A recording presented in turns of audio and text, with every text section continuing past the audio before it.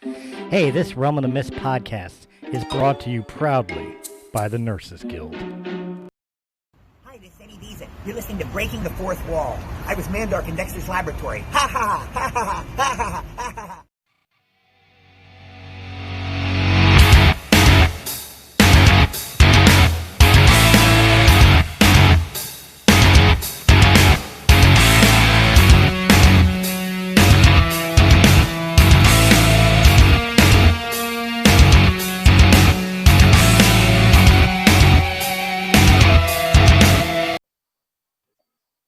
Hey, what's up, guys? Christopher Stolle. Welcome back to another episode of Breaking the Fourth Wall. If you've watched the last episode, you saw that I sat down with two of the major players in the Nurses Guild, one of our brand new proud sponsors of Realm of the Mist Entertainment and all the podcasts that they're in. Now I get to sit down with the other founder and CEO of the Nurses Guild, also a Vietnam veteran. So absolutely, again, I will repeat what I said to you earlier. Thank you very, very much for your service, Mr. Kevin Phillips. Kevin, how are you doing today, sir? Good afternoon. I am fine. Very happy to be here. Excellent. Well, again, I want to start this off the best way that I can is what got you involved with nursing and the Nurses Guild? Was it something you did in Vietnam? Were you kind of for lack of a better term here, a corpsman? I'm a medic, and I was a surgical medic in the area. Okay. And I learned that my hands were good enough to do this, but I, of course, didn't have the education or certification to do it. But once I got out of the military, I'm sorry, sir. Could you speak a little more into the mic? I'm kind of losing you. I left the military. I went to hospitals. Quarterly. 6 months prior, I was running an emergency room in Germany. I was able to suture patients, I put in chest tubes, all these things. And once I got out, it was not recognized at all. I went to college originally to go to med school. And in my fourth year, 3.7 GPA, I would have gotten into med school. I realized I did not want to live that. Docs spend maybe 2 minutes bedside. The nurse is there for 12 hours. Right. The nurses are the ones that actually, you don't make the decision on the diagnosis, although we contribute to it. But we're the ones that deliver almost all the healthcare in this country. Comes through a nurse. So I ended up with a nursing degree, and I gravitated to ERs. I'm kind of an adrenaline junkie, like the excitement. Some trauma teams on penetrating trauma is probably my specialty, coming from the Vietnam era. Very common in Philadelphia, where I was. And I worked ER, and then I started working in ICUs to pick up extra money.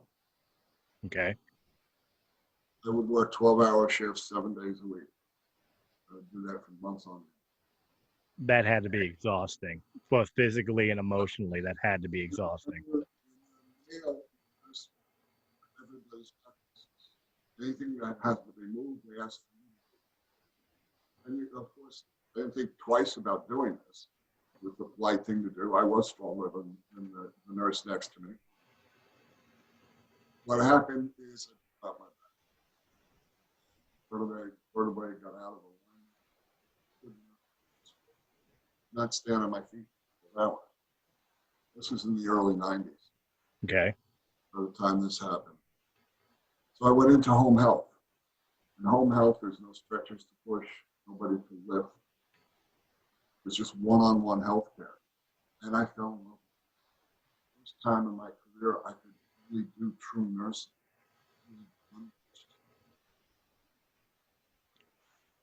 Not just the first two on their list, but all through their list. very rewarding.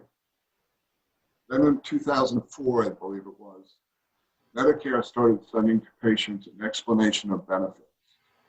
And I got to see what was being charged to Medicare for the care I was delivering. I did some quick math and figured out about 15 cents on the dollar was getting to the patient in the form of care. 85% of the money was being eaten up by non-clinical profit taking. Jesus. In Florida at that time, pretty much anybody could apply for a Medicare home health license. I went through the process, took 2.5 years, and I became licensed. I was able to increase that 15 cents on the dollar up to 60 cents. Excellent. Couldn't get above 60 because all the regulatory stuff, the regulatory burden on home health companies is unbelievable. I'll give you an example of this. As an ER nurse, I admitted a lot of people to the hospital. I needed a doctor's order, the patient's signature as permission to treat, and that was it. That's all I needed to admit someone to the hospital. Okay. I want to admit someone for a stub toe into home health. I have to do 60 pages of documentation, including 18 separate signatures. It is impenetrable.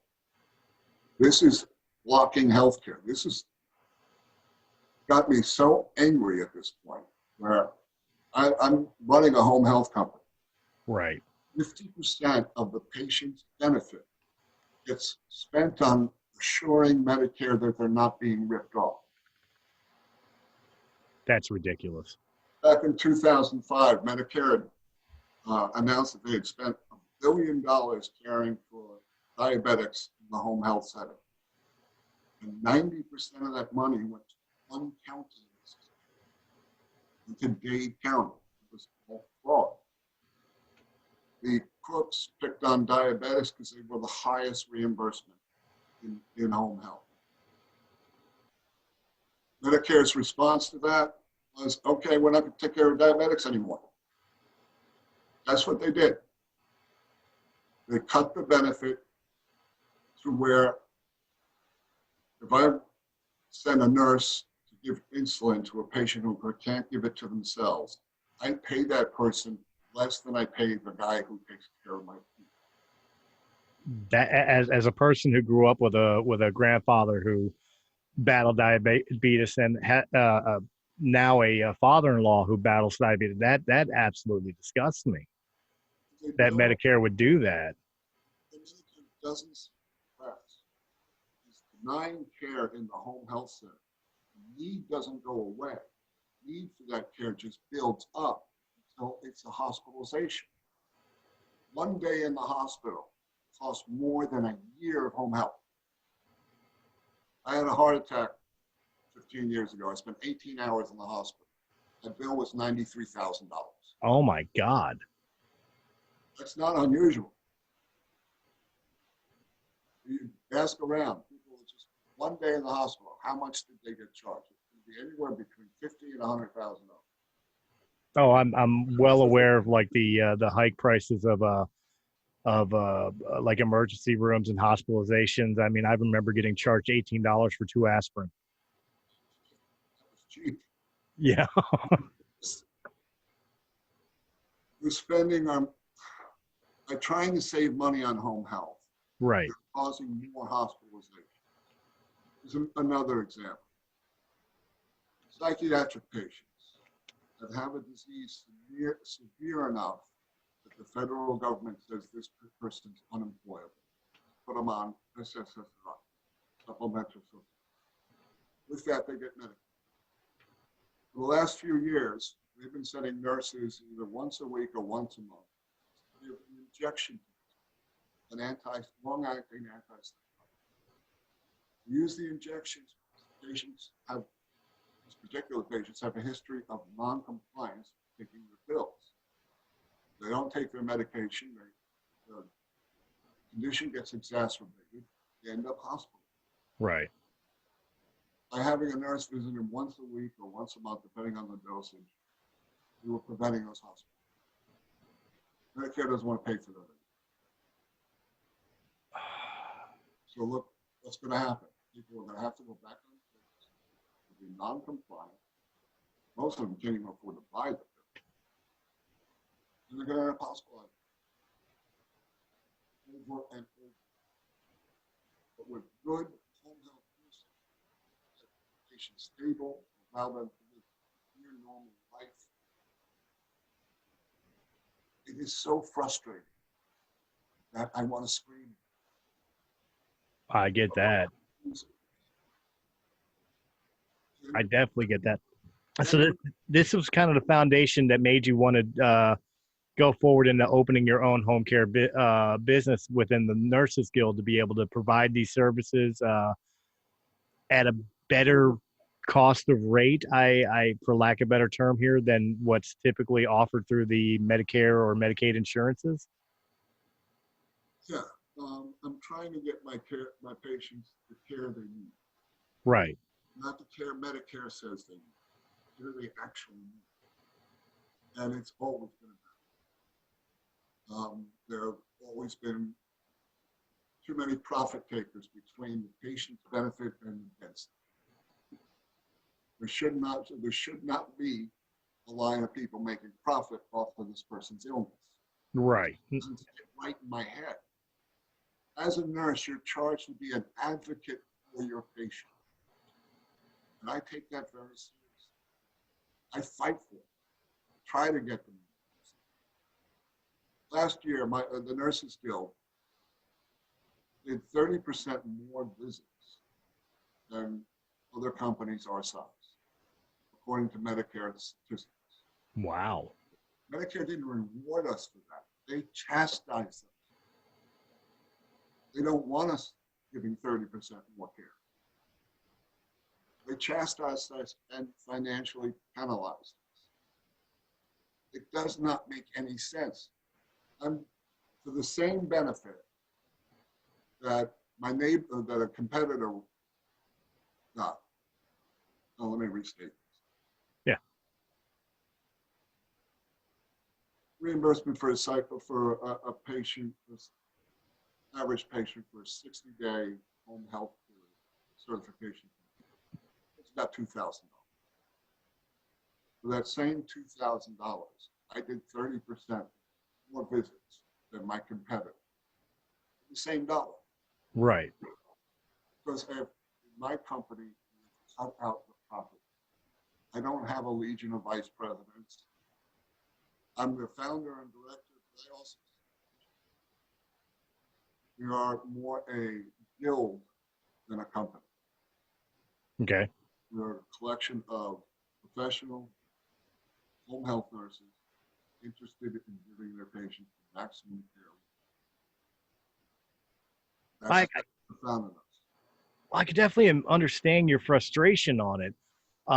Being a person who is more interested in the actual care in home care and healthcare, and battling with the greedy corporate types of like, mainstay health insurances, which are mad at you for doing 30% more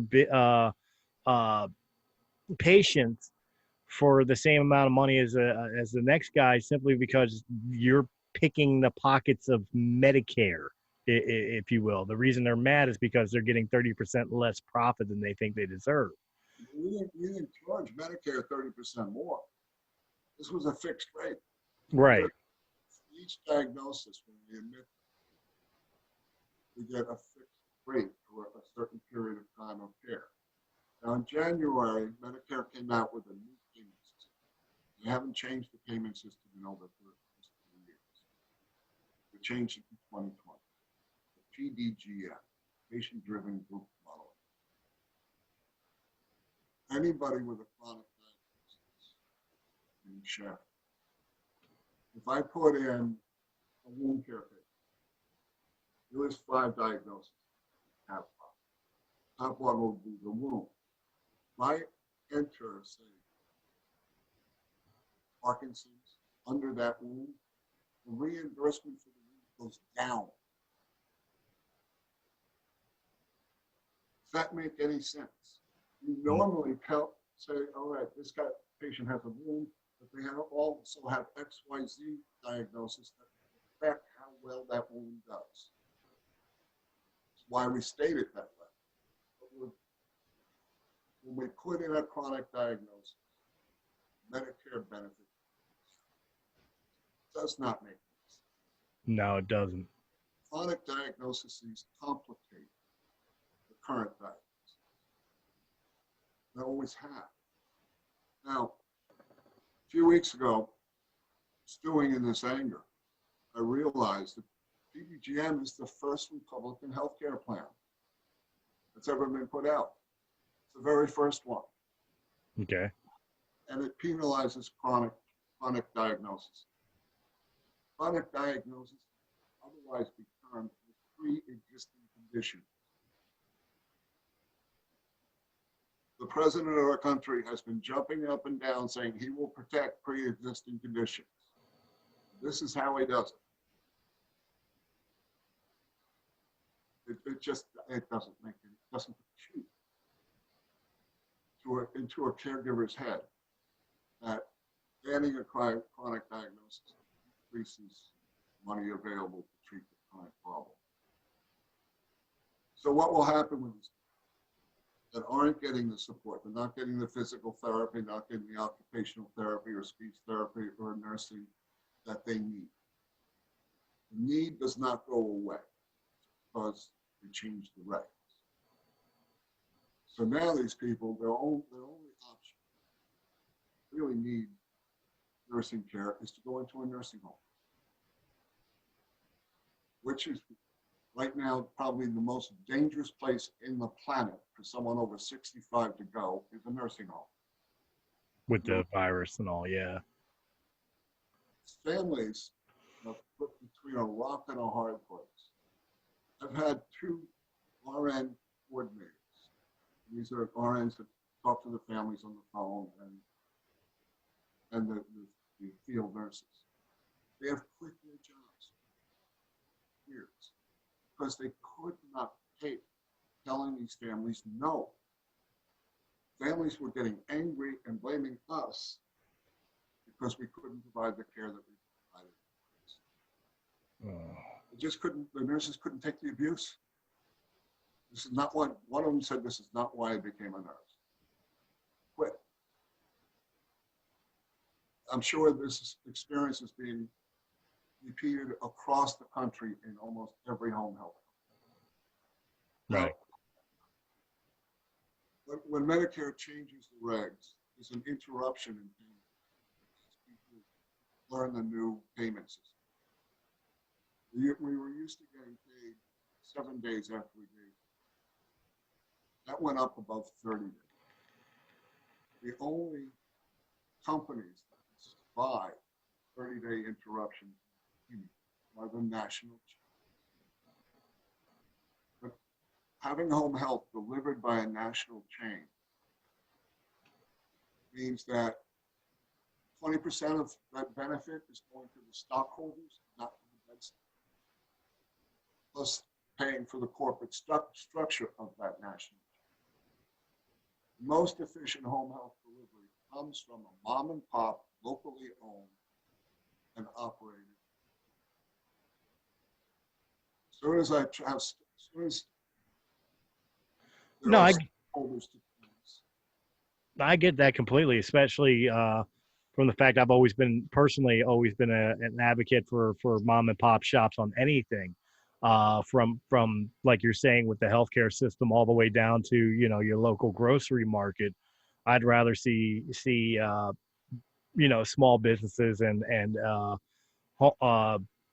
family-owned businesses get the attention more than the corporate conglomerate.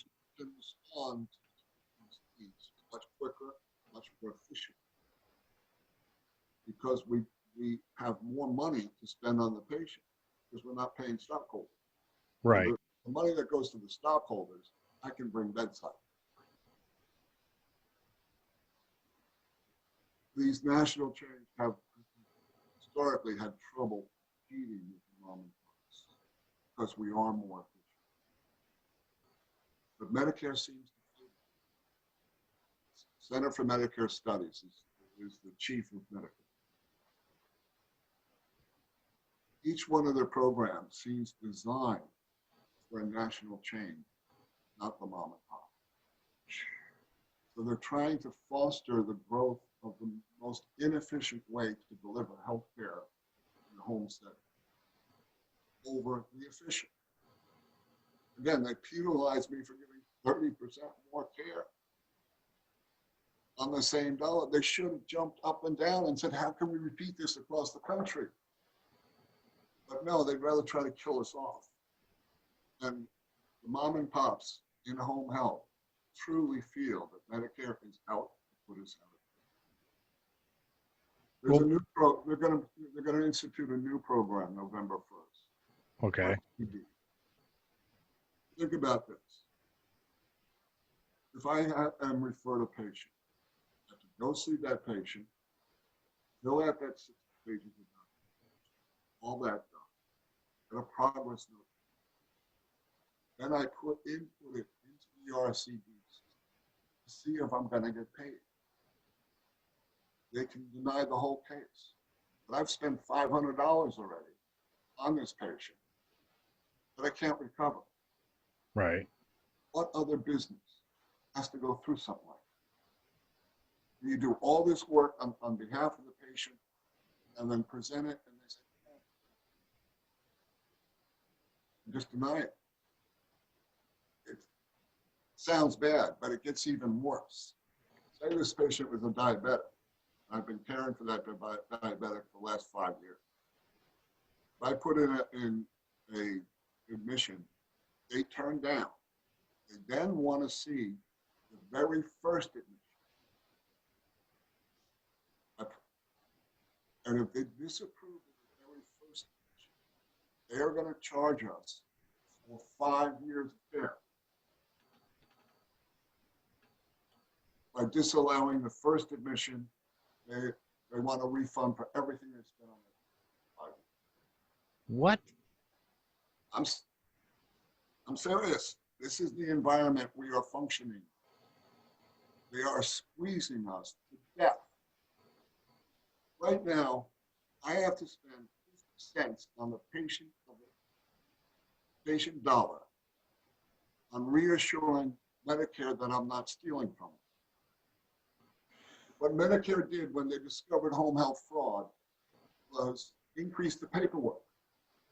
Give us more documents to do. It's all anti-fraud paper. Right. People that commit fraud are good at paperwork. They're not distracted by patients. They sit at a computer and fill out the papers. So they've actually increased fraud in their anti-fraud. We invented an electronic way to eliminate home health fraud. It's an app on your phone. Okay. Facial recognition, where I can say, this professional was at this place at this time. So it uses the clock and the GPS on the phone. I can certify this patient was with this nurse at this time, this place. Place is very important in home health because the patient is required to be homebound to receive those services. So if it's anything other than their home address, it will be disallowed. Right. Now to commit, if we use that on every visit, it takes about 60 seconds. If we use that on every visit, home health fraud would be impossible because you'd have to go to each patient's house in order to do it. I can't certify that it's impossible, but it is very expensive to get home health fraud if we use an electronic way of decreasing fraud rather than the people. We offer this to the Center for Medicare Studies free of charge. It's patented technology. We offered it to them. Please use this and decrease the paperwork. They didn't take it. They said no. This is a thing called Visit Log. It's invented by nurses to prevent home health fraud. We offered it to them at no charge, and they were not interested. Jeez. Instead, they gave us PDGM and RCD. These are all anti-fraud efforts, but they're penalizing the patient who has committed no fraud. We have, on top of everything else, we have what they call a behavioral adjustment of 4 or 5%. We have to give back to Medicare because of home health fraud. We've committed no fraud. We've got to pay for someone else's. It's ridiculous. The system is just insane. It seriously makes no sense. It does not make any sense. It really doesn't. The Medicare benefit that we all paid all our lives to have when we're 65 is being squeezed out of existence. And I'm 66. I paid for this stuff every year in my paycheck. I paid for this policy to protect me when I'm over 65. But now politicians are in charge of our health care. PDGM is the first Republican health care plan, and it screws people with pre-existing. I've written that up. I've sent it to CNN, MSNBC, my congressman, to my senator. No one says a word about it. But this is the first true health care plan out by the Republicans. Seema Vima was in charge of the Center for Medicare Studies, worked with Mike Pence for years. She's an affiliate of Mike Pence. She gave us PDGM, and it is through to Republican principles. And it's, in your opinion, it's a lot better service than, say, Obamacare. Medicare is probably better than just about any other insurance product now. Okay. It is more efficiently run. Its overhead, I think, is 67% compared to a national insurance company. Medicare is the best policy and remains so, but it is shrinking for our eyes at the cost of people's health. I've got 25 diabetics on my rolls. Most of them live alone, have some form of dementia that prevents them from being able to grow insulin. Now they have to be institutionalized, only to get a shot once a day. This is what we have. This is what we have to look forward to. That is demoralizing. I'm at the end of my career, and I feel so defeated. Some wonderful things happened in my tenure in healthcare. We now can fix heart attacks. We don't have to sit in the ER and just treat his pain and watch him die. Now we can reverse the clot, fix a heart attack. We can fix strokes now, as they're happening. We used to just have to witness.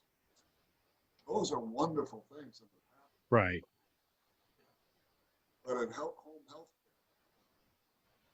care, but unfortunately, these miracles, these happy events and breakthroughs in medical technology get undermined by the corporate fat cat that's only interested in seeing the dollar signs for the cure. As I've always stated that the government has the cure for the common cold. There's just no money in releasing it.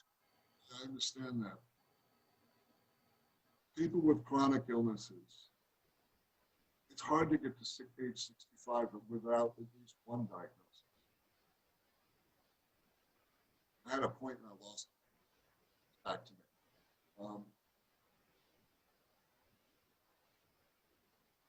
It's just demoralizing. It is. I can give a patient now about 50% of what I can give.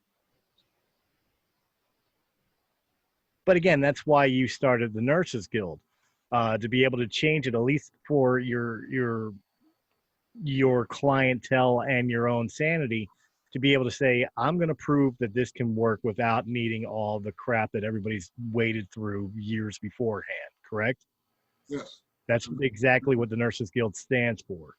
They came up with an electronic method at home health, but Medicare would rather do it. And think about this.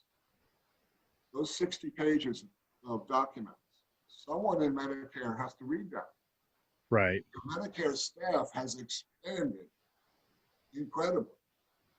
Actually, they don't use staff, they subcontract it out. Oh. Here's another thing they do.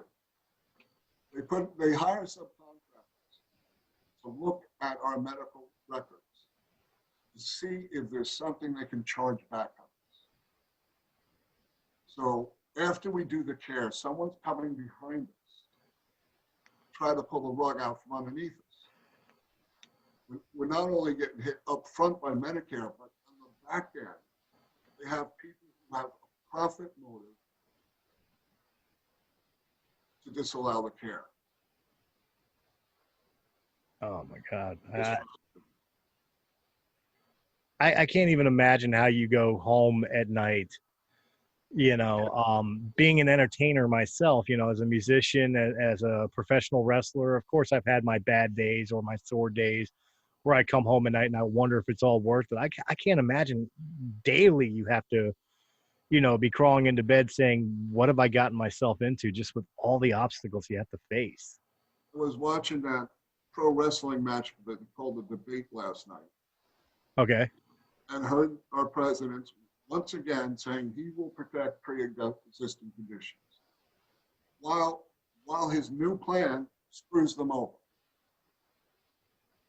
Everybody says Trump doesn't have a health care plan. He does.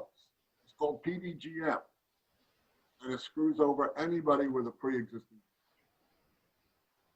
So he's got a plan. It's just not a good one. Yeah, no, it's not. It's not patient-centered. Whoever developed this, I doubt has ever been bedside with a patient. One of the things that the Nurses Guild did when we first started, we doubled the pay for home health aid. Home health aid goes to a stranger's house and has to shower grandmother or grandpa in their home. Right. They were paying people $10. 2006. $10. We made it 25. The rest of the industry had to follow us. That's one thing I can point in that I've accomplished. My father was an orderly. And the whole time I was growing up. He had 8 kids, worked 3 to 11, one hospital on a med-surg floor. Then he worked 12 to 8 at Pilgrim State Hospital.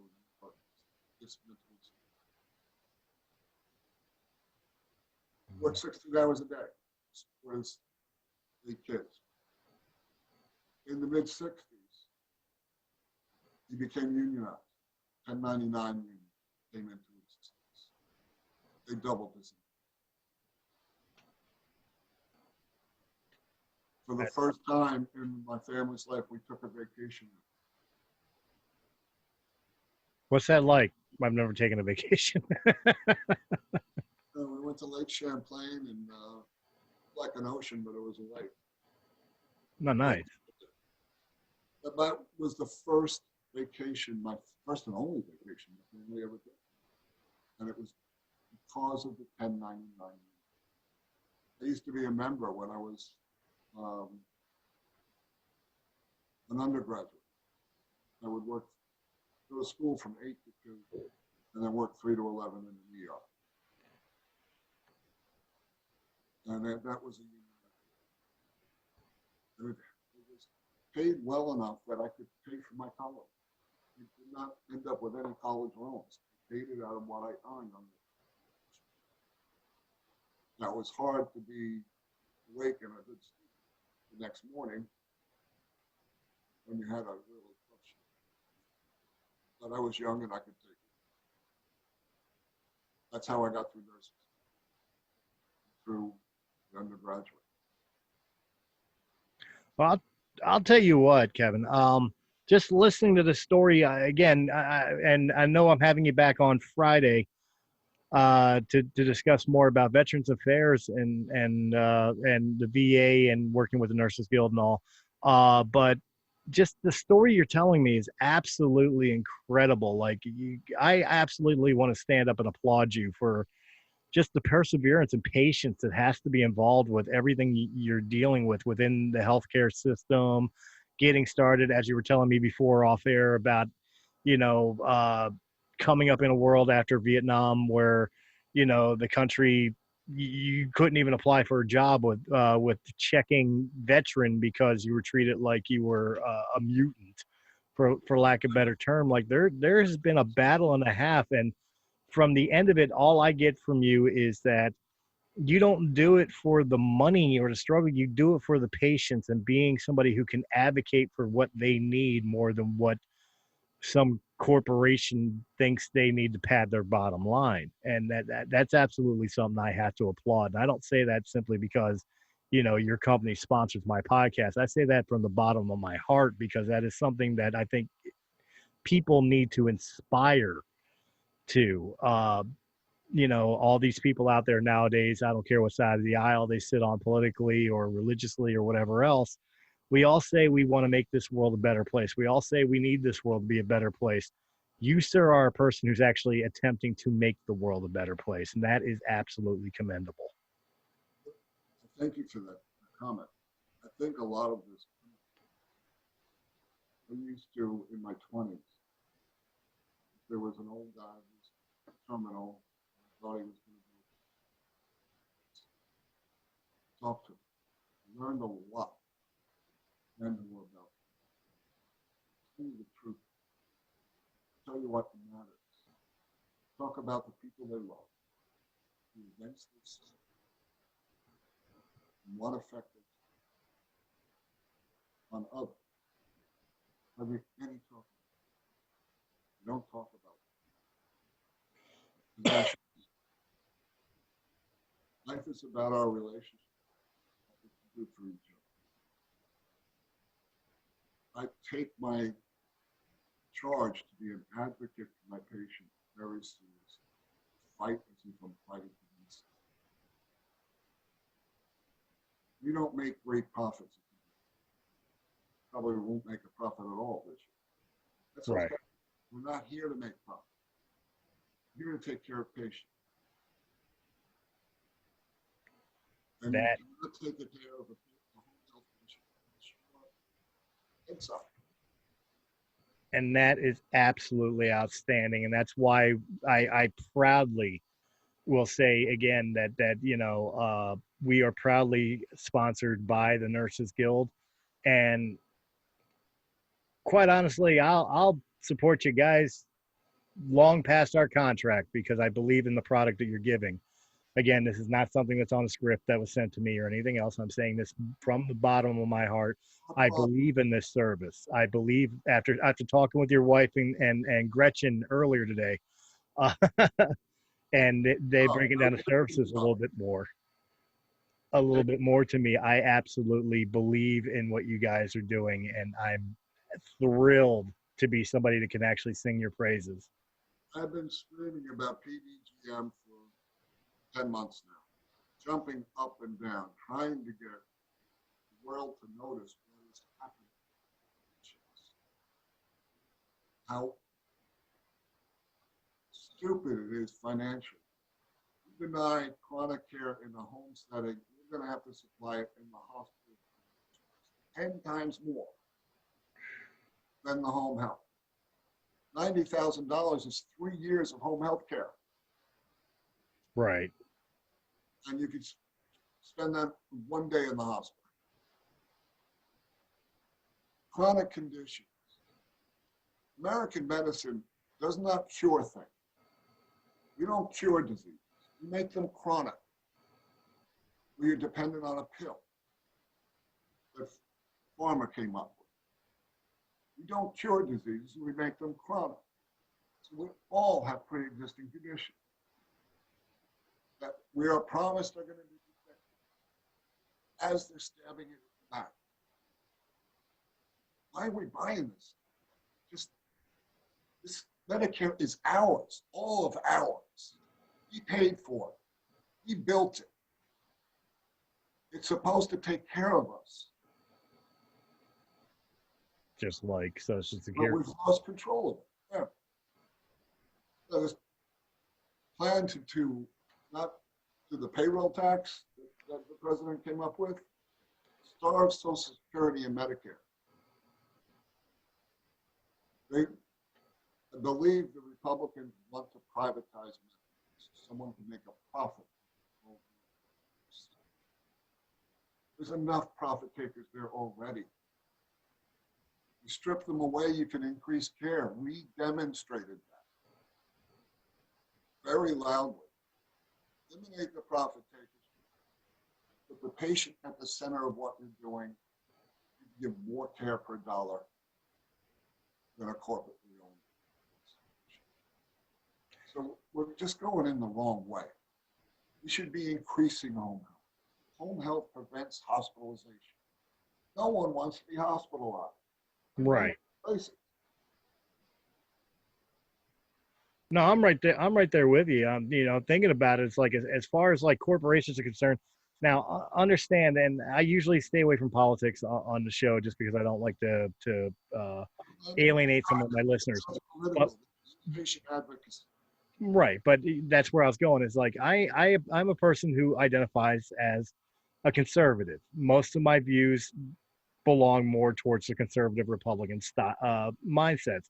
That being said, the one thing that I've always battled with is like, is the privatization of services like Medicare, like health services, because of the fact of the matter is, like you were saying before, there's profit to be made, and I agree, but that should be corporations that deal with retail and the music industry and all that. That's where profit can be made.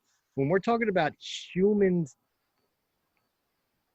health and safety, there should be no margin of profit outside of paying for services due. In other words, like the way I describe it, I don't particularly care for the Medicare for all ideal because it's pretty much taking a doctor who may get paid too much money, in the eyes of somebody in the world, and making them provide their services damn near for free just because everybody deserves care. Yes, you're right. Everybody deserves care, but there has to be some sort of what's that?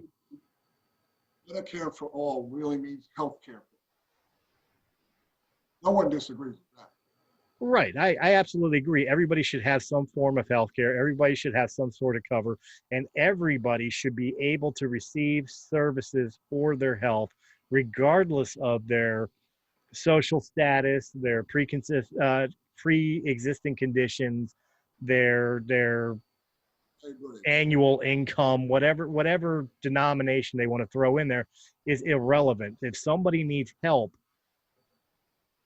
you help them. You can just watch Dr. Fauci trying to do his job. Right. And being interfered with. Politics does not belong in healthcare. We never Agreed. ask the patient what party they belong to. They ask what insurance company they have. Absolutely, they force us to do that. The first 10 years of my nursing, we never asked about what health insurance. I worked in an ER. We took all comers, inner city ER. It wasn't until about 19 that health insurance question came the first or second question you're asking. That happened after Reagan. Okay. Another story. I remember them closing the mental institutions in 1988. Ronald Reagan, never dumped our intractable patients onto every street corner in the city. That's when I learned that politicians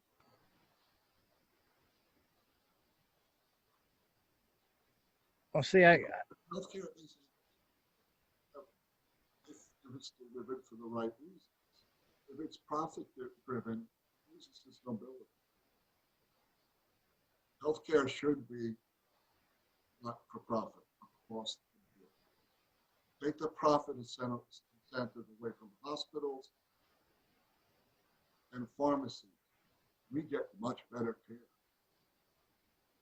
that's I absolutely agree with that. Is any profits made from healthcare, or health services provided should go back into services to make sure they're able to continue to provide the best care possible. I absolutely 120,000% agree with that. If we could expand home health care, I can do more bedside at home than I used to be able to do bedside in the ER. I can do lab work at home. I can do x-rays at home. I can do an EKG at home. I can do a ventilator at home. Back in the 90s, I took care of the wife of a man who founded a huge, super rich guy. Okay. For a year, I ran a list for his ex-wife. He's ventilator dependent. We were giving dopamine or dopamine, very pressure drugs, blood pressure up. Very technical on how you do it. Dopamine, milligrams per kilogram. All of this was done at home in the 90s. We can do so much more now. I envision a future where hospitals have no med surg floor, that they're just ICUs. Okay. And not be delivered at home. The care can be delivered at home if the patient is wise enough to demand it, but they don't know it's possible. They don't ask for it. Well, I know we're mainly talking about like what the types of services like the Nurses Guild provide, but I'm kind of curious when you say like services can be provided at home, are we talking about like also returning to the days of doctors making house calls? I work with a doctor whose whole practice is house calls. In fact, that's the name of his company, House Calls. Okay.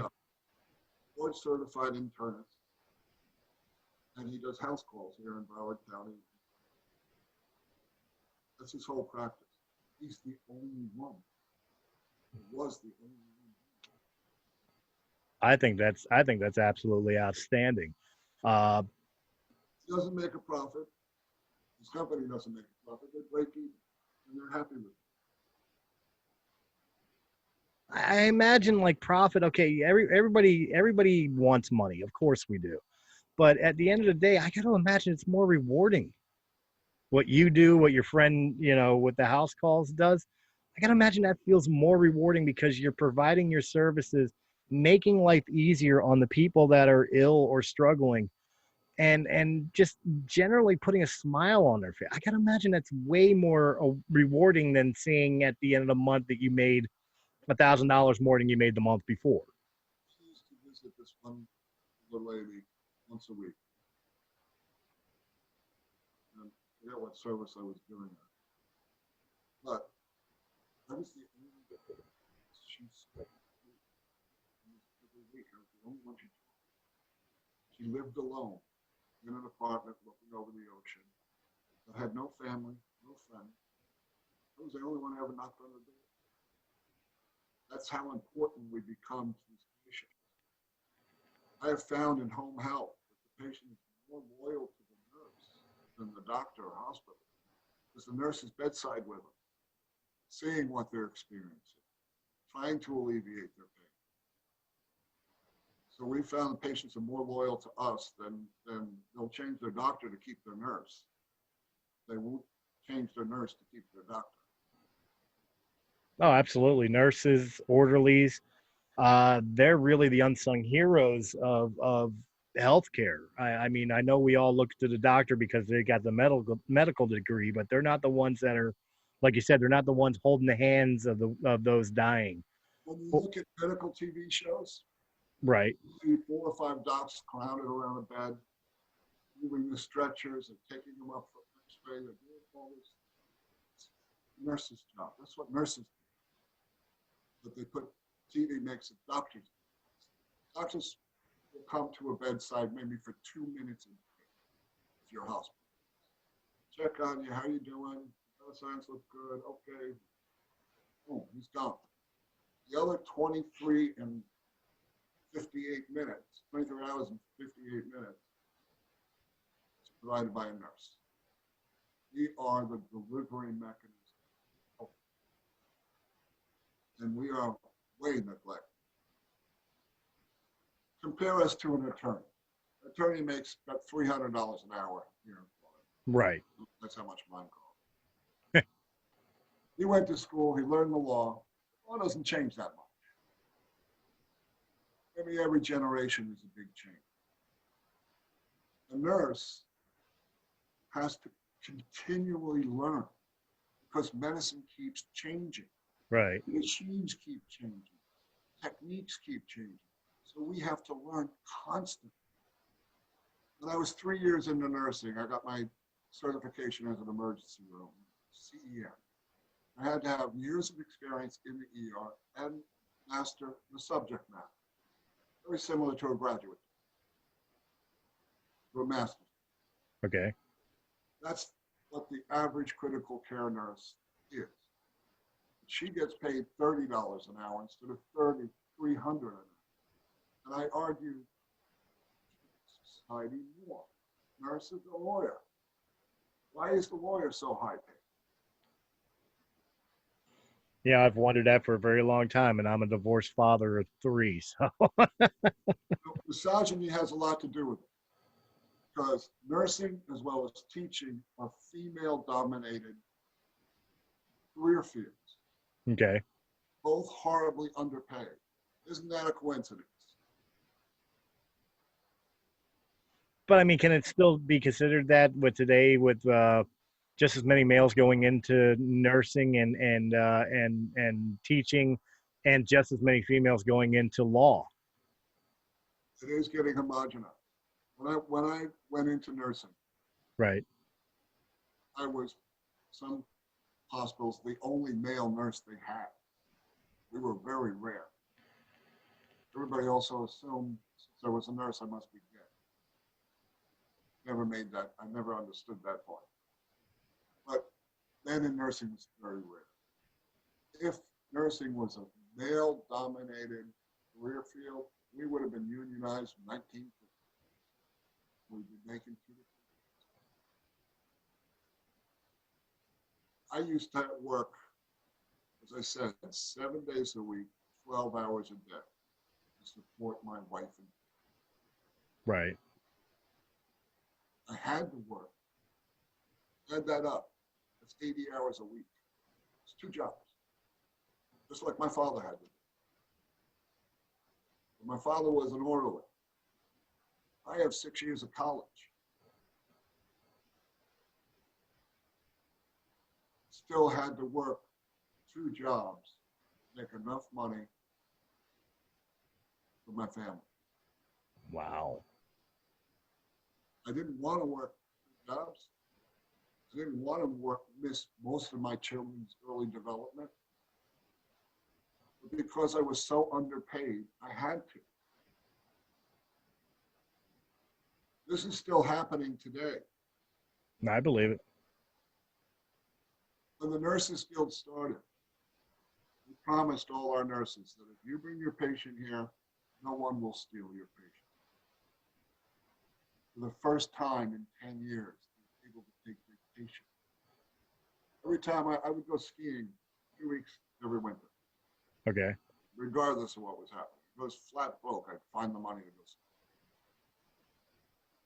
Every time I did that, I lost my entire status. I'd have to come back and start. That's I don't know what point I was in. But that's the truth. I was never able to take vacation because someone would steal my patients. ridiculous. In the Nurses Guild, we guarantee that doesn't happen. Our nurses get to go on vacation, more rested and more happy, provide better for them. You get better care for someone who's happy with their life, stressed out, stressed to make ends meet. So the Guild has been a force to improve the situation out there. Not to profit from it, improve it. Much more important to me that at the end of my life than I made. Absolutely. Well, Kevin, I could sit here all day and discuss this with you, and really I want to. And of course, we have, of course, coming up Friday, you're going to come back. And like I said numerous times before, we're going to be discussing I've got the a lot Veterans to say Affairs. about that. Absolutely. But real quick, I just want to let everybody know with the Nurses Guild, if you have any questions or concerns, or you'd like to, especially if you're in the Florida area and you'd like to see what it takes to have a home care specialist from the Nurses Guild come to your home, please refer to the description sections down below. You will find not only the website, but also the phone numbers to both the Palm Beach and the I always forget the other location, but both phone numbers will get you in contact with the Nurses Guild. County in Palm Beach County. Palm Beach County. All right, and I want to thank Kevin very much for coming on. I thoroughly enjoy you. You've definitely given me an eye opener on some things that I may have been misinformed about, just in healthcare in general, and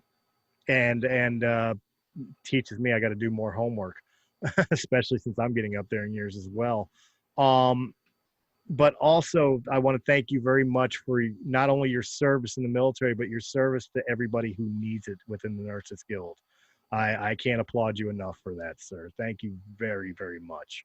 I appreciate that very much, and I'm talking. Absolutely. And guys, I will catch you on the next Breaking the Fourth Wall. Have a good night.